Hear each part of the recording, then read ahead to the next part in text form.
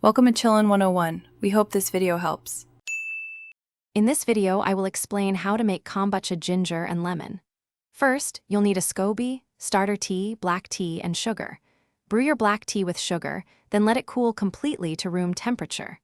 Pour the cooled sweet tea into a clean glass jar, add the SCOBY and starter tea. Cover the jar with a breathable cloth and secure it. Allow this first fermentation to proceed for 7 to 10 days. Once your first fermentation is complete, it's time to prepare your flavorings.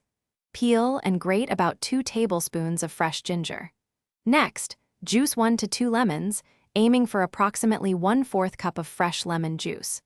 Carefully strain your plain kombucha from the fermentation jar into clean, sealable bottles, leaving some space at the top for the next step.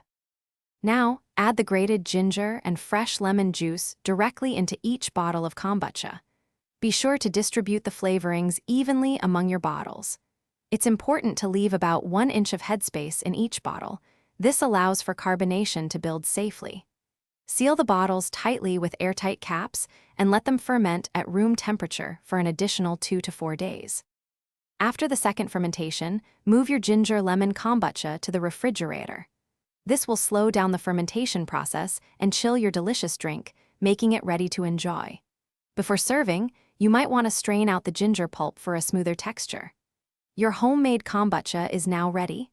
Also, if you're looking to keep your car smelling fresh, check the description for a link to Little Tree's black ice and other great deals. Thanks for watching.